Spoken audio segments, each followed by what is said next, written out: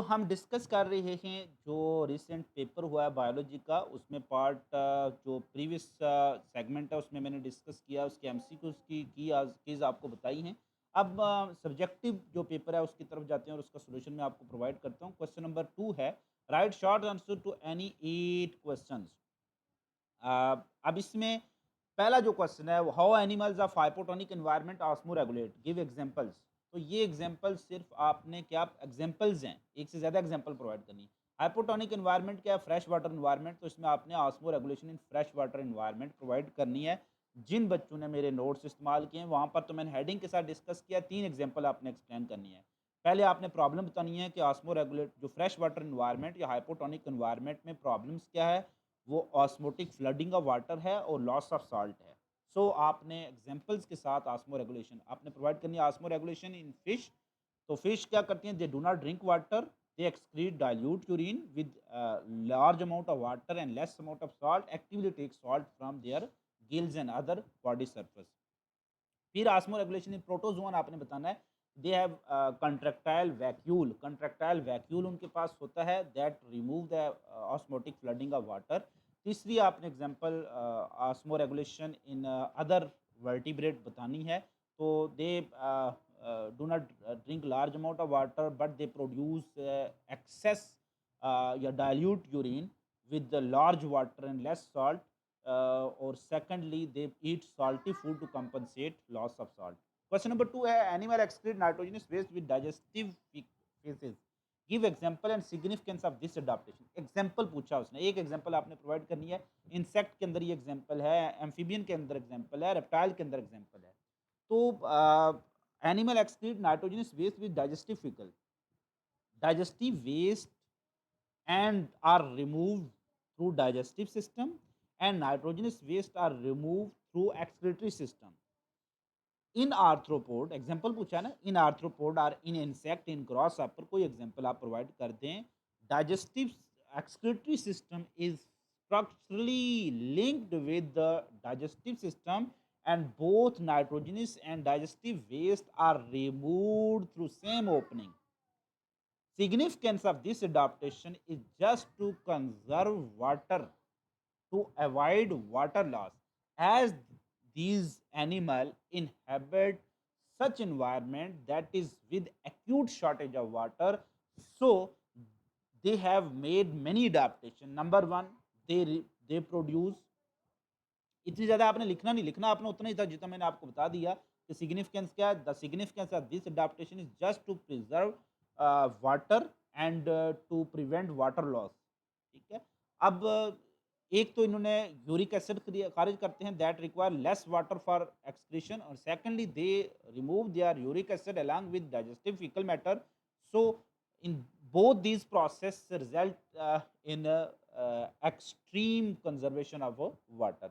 How a animal trap a thick layer of air around the body give it significance। तो ये एक गूज bump की है। सम mammals जो होते हैं they pull their muscle and as a result their small hair, जिसको हम प्लूमेज भी कहते हैं, they become erected and they trap air, and this air help in insulation against heat and cold. What is ecdysis? बिल्कुल ecdysis की definition लिखनी है और थोड़ा सा प्रोसेस एक्सप्लेन कर देना। Differentiate hinge joint and ball socket joint by giving example. एक एग्जांपल देनी है हिंज और बायल जॉइंट की, जो hinge hinge joint and ball and socket joint की। कोई ज़्यादा मुश्किल क्वेश्चन नहीं है। What is arthritis? आर्थराइटिस की डेफिनेशन प्रोवाइड करनी है और टाइप लिखनी है। सी डोरमेंसी की डेफिनेशन बतानी है और इसकी सिग्निफिकेंस क्या है कि वो क्या सर्वाइवल के लिए बहुत ज़रूरी है, और ये prevent germination in unfavourable environment और short period of suitable environment. Can we find a fruit without seed? Yes, we can find a fruit without seed through a process called parthenocarpy. तो इसमें एग्जांपल बहुत सी हैं। आप tomato की example दे सकते हैं, बनाना के एग्जांपल दे सकते हैं, आर्टिफिशियल भी है, नेचुरल भी हैं, वो आपकी बुक में मेंशन भी हैं। What is eutrophication? जो मैंने बच्चों को जब भी चैप्टर पढ़ाता था तो मैंने कहा था ये 2 नंबर का क्वेश्चन या 4 नंबर का क्वेश्चन तो मेरे से लिखवा लें, ये तो मस्ट पेपर में आना है। तो ये बच्चों को मैंने बताया था यूट्रॉफिकेशन मस्ट आना है। तो simple it is the excessive enrichment of water with minerals, especially phosphate and nitrate, that result in excessive growth of algae called algal bloom, and as a result, water smell bad. This process is called eutrophication. Prairies और सवानास का difference है, दो difference must आपने बताना है। Grass land ecosystem जो होता है विदाउट वुडी ट्रीज है तो प्रेरीज है, विद वुडी ट्रीज है सवानास हैं। प्रेरीज जो होती हैं वो ज़्यादातर आपको टेम्परेट क्लाइमेट में मिलेंगी और सवानास जो होते हैं वो ट्रॉपिकल क्लाइमेट में मिलेंगे।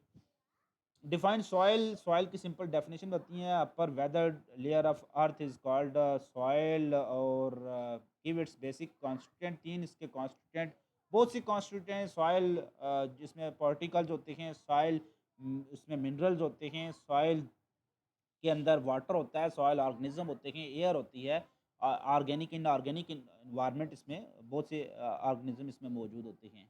नेक्स्ट है what are industrial effluents give their two effects, तो इंडस्ट्रियल एफ्लुएंट्स बहुत से होते हैं, वाटर पोल्यूशन वो काज कर सकते हैं, इसके अलावा वो कैंसर काज कर सकते हैं, अगर क्रोमियम है तो वो कैंसर भी काज कर सकती है, वाटर पोल्यूशन काज कर सकते हैं, तो बहुत से इफेक्ट्स हैं, कोई से दो इफेक्ट आपने प्रोवाइड करने हैं।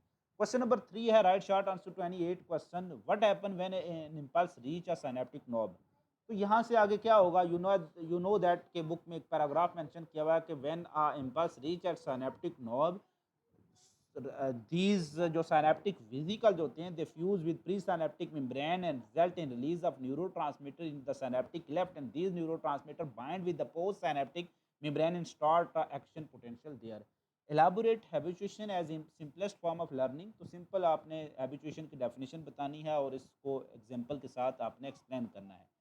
Give negative effect of nicotine, तो पॉजिटिव इफेक्ट भी बहुत से होते हैं, एक तो ये स्टिमुलेंट है, एक इनहिबिटर, जो स्टिमुलेंट एक है टू द नर्व इम्पल्स, लेकिन इसके नेगेटिव इफेक्ट हैं, डायरिया कॉज करती है, water retention bye kidney cause कर रही होती है, वॉमिटिंग कॉज कर सकती है, हार्ट बीट को इंक्रीज कर सकती है, ब्लड प्रेशर को इंक्रीज कर सकती है, ये सारे इफेक्ट बुक में लिखे हुए भी हैं, आपने बताने हैं। What is a sex limited trait, sex limited traits that are limited to one sex only, तो व्हाट इज है, तो कोई एक एग्जांपल आपने बता देनी है, जैसे बियर्ड ग्रोथ है जो मेल तक लिमिटेड है, तो इसी तरह से मेमोरी ग्लैंड की डेवलपमेंट है या मिल्क यील्ड वो फीमेल तक महदूद होती है।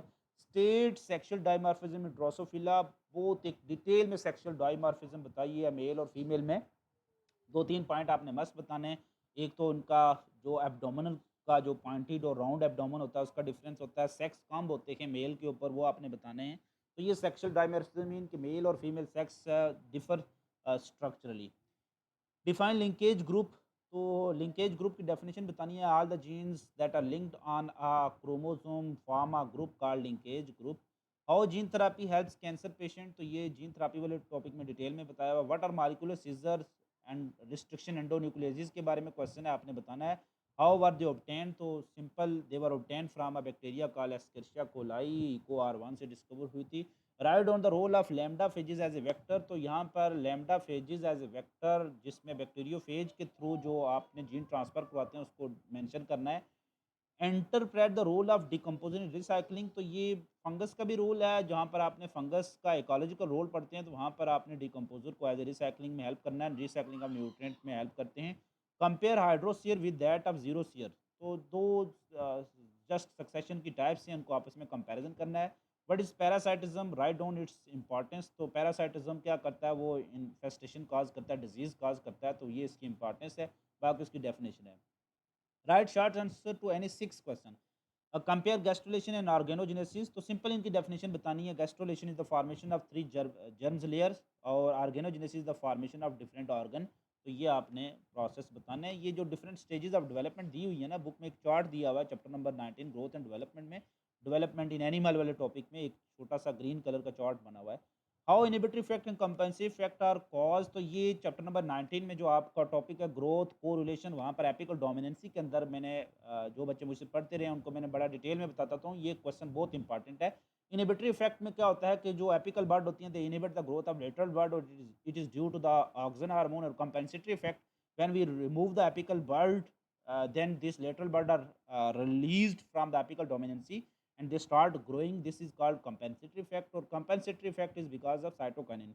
What is karyotype? Just complete array of chromosome, या a complete a chart that show the complete number, sequence, number and shape of chromosome of a species is called karyotype, या book की line है जैसे complete array of chromosome of a individual is called karyotype. तो because karyotype of a species very specific, karyotype is very specific to species, and we can differentiate between the individual belonging to two different species belonging depending upon their karyotype.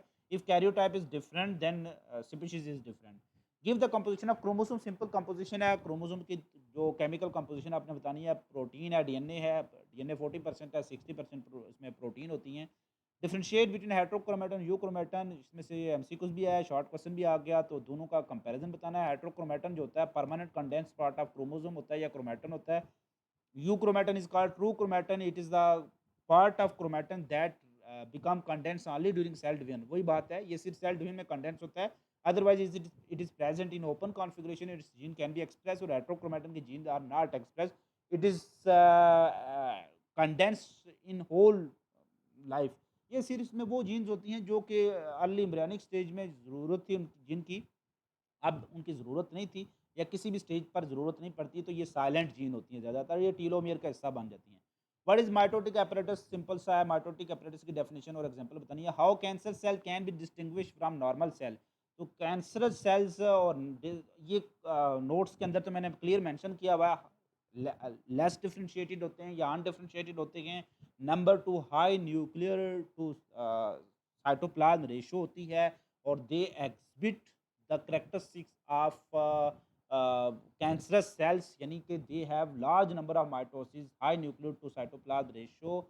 और इसके अलावा भी इसकी बहुत सी characteristics होती हैं। Cancer cell by nucleated होते हैं, जबकि नॉर्मल जो होते हैं मोनोन्यूक्लिएटेड होते हैं। What is modern synthesis? The new Darwinism complete new एक comprehensive theory that was developed by reconciliation of Darwin work with Lamarck and population genetics and involving other modern science, जो branches of modern science, these are called neo Darwinism या इसको modern synthesis. What are analogous organ? बहुत simple सा analogous organ that are structurally different but functionally alike. Example इसकी बहुत सी हैं। Analogous organ हमेशा आपको मिलेंगे डिफरेंट, जिनका तल जैसे विंग्स हैं, विंग्स ऑफ बर्ड्स हैं, विंग्स ऑफ बैट्स हैं, विंग्स ऑफ बैट हैं, तीनों का तलक डिफरेंट टैक्सोनॉमिक कैटेगरी से है। तीनों जो विंग्स हैं डिफरेंट हैं, बट तीनों का फंक्शन क्या है? फ्लाइंग है। नेक्स्ट सेक्शन नंबर 2 है, वो है एक्सटेंसिव क्वेश्चन से रिलेटेड, अटेम्प्ट एनी 3 क्वेश्चन। तो थोड़ा सा मैं आइडिया आपको देता हूँ। क्वेश्चन नंबर जो 5 का पार्ट 1 है, discuss the temperature classification of animal. बहुत ज़्यादा मैंने इस पर जोर दिया था, बहुत ज़्यादा जोर दिया था। जिन बच्चों ने मुझसे पढ़ा हुआ है बेटा, याद रखना, मैंने पढ़ाते हुए भी आपको बताया था कि ऐसे क्वेश्चन पेपर में ज़्यादा आते होते हैं। और सिंपल सी 2 क्लासिफिकेशन है, एक ओल्ड क्लासिफिकेशन है, एक मॉडर्न क्लासिफिकेशन है। ओल्ड क्लासिफिकेशन में कोई किलोथर्म और होम्योथर्म में ओल्ड क्लासिफिकेशन का ड्रॉबैक्स बताने थे कि क्या प्रॉब्लम आई थी, तो फिर न्यू क्लासिफिकेशन में एक्टोथर्म, एंडोथर्म और हेटेरोथर्म ये आपने बताना है। इसका nitrogen depletion and it's remedies, आप देखें नाइट्रोजन साइकिल सारे रट्टा लगा के गए होंगे, लेकिन नाइट्रोजन डिप्लेशन एंड रेमेडीज छोड़ दी होंगी। Nitrogen depletion any process that result in loss of available form of nitrogen to plant is called nitrogen depletion, या decrease in the available nitrogen, या लिमिटेड जो फॉर्म ऑफ नाइट्रोजन, या decrease in the amount of nitrogen that is available to plant. वो बहुत ही less amount में available होती है इन फॉर्म ऑफ नाइट्रेट्स या अमोनियम आयन, तो उसको हम कहते हैं नाइट्रोजन डिप्लेशन। कौन से प्रोसेस नाइट्रोजन डिप्लेशन कर रहे होते हैं? कुछ फॉरेस्ट फायर है, लीचिंग का प्रोसेस है, डीनाइट्रिफिकेशन का प्रोसेस है, ये नाइट्रोजन डिप्लेशन करते हैं। और रेमेडीज़ क्या हैं? आप नेचुरल फर्टिलाइजर यूज़ करते हो या आर्टिफिशियल फर्टिलाइजर यूज़ करते हो, उसकी रेमेडीज़ हैं। कंपेयर स्क्लेरन कायमा विद कोलन कायमा, कोई इसमें ज़्यादा डिस्कस करने की ज़रूरत नहीं है, बुक की लाइनें मौजूद हैं, बुक का बड़ा सिंपल सा क्वेश्चन है। What is transcription? How it is carried out in cell? Transcription पर नोट लिखना है। एक्सप्लेन व्हाट इज़ ट्रांसक्रिप्शन, इसमें ट्रांसक्रिप्शन डेफिनेशन बतानी है, और फिर how it is carried out in cell में मैकेनिज्म बताना है। Explain the steps of that mechanism which maintain the concentration of secretion in the body. हाँ, ये थोड़ा सा क्वेश्चन बड़ा इंटरेस्टिंग उन्होंने बनाया है, कोई मुश्किल नहीं है। फीडबैक मैकेनिज्म है, चैप्टर नंबर 17 में से वो आया हुआ है। फीडबैक मैकेनिज्म के जरिए concentration of secretion of hormone उसको मेंटेन रखा जाता है। तो वो सिंपल, वो थायरोट्रॉफिन की एग्जांपल जो दी हुई है, थायरॉक्सिन की एग्जांपल वो आपने प्रोवाइड करनी है। ओजोन डिप्लेशन सिंपल सा है, ओजोन डिप्लेशन पर नोट लिखना था। Phenomena fruit set and fruit ripening, देखें पढ़ाते हुए भी मैंने बताया था कि ऐसे क्वेश्चन बेटा पेपर में आ जाते हैं। जी बच्चों बताओ, जिन्होंने मुझसे पढ़ा हुआ है आपको पता है ना, मैं पढ़ाते हुए आपको बताया था कि ये क्वेश्चन ज़्यादा इंपॉर्टेंट है, आप इसको इग्नोर ना करें। छोटे क्वेश्चन ज़्यादा पेपर में आते हैं। Explain the process of crossing over with the help of diagram. हाँ जी, क्रॉसिंग ओवर को एक्सप्लेन करना है डायग्राम के साथ। चैप्टर कौन से क्वेश्चन है? जी, जी, क्वेश्चन कौन से चैप्टर में से आया हुआ है? ये चैप्टर नंबर 22 जो वेरिएशन इन जेनेटिक्स है, वहाँ से क्रॉसिंग ओवर जो मेंशन है ना, वहाँ से आया हुआ है क्वेश्चन। वो डायग्राम भी वहाँ पर मेंशन है। Define and explain embryonic induction, simple सा चैप्टर नंबर 19 पढ़ाते हुए भी मैं बताता हूँ, ये छोटे क्वेश्चन ज़्यादा पेपर में आ सकते हैं, तो एम्ब्रियोनिक इंडक्शन को आपने मस्त याद रखना है। P plus q is equal to 1, Hardy Weinberg theorem, वहाँ से क्वेश्चन आया हुआ है। Argue that the balance shown in theorem may not vary for in non evolving population.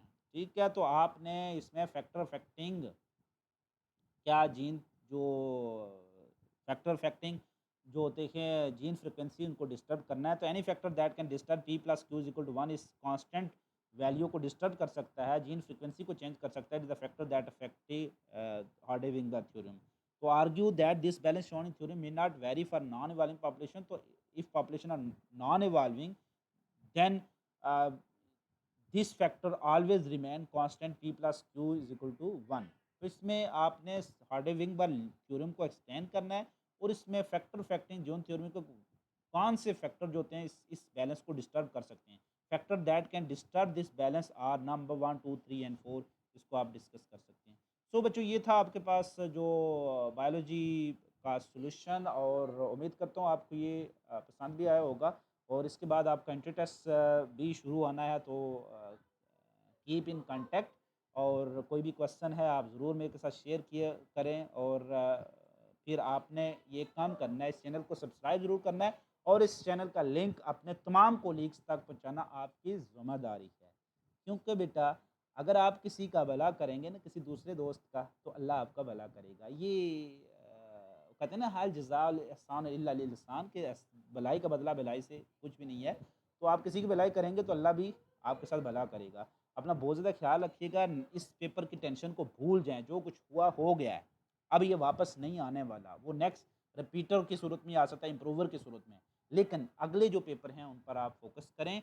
अल्लाह आपको कामयाब करे, कामरान करे, मेरी दुआएँ आपके साथ हैं। अल्लाह हाफ़िज़, अल्लाह ने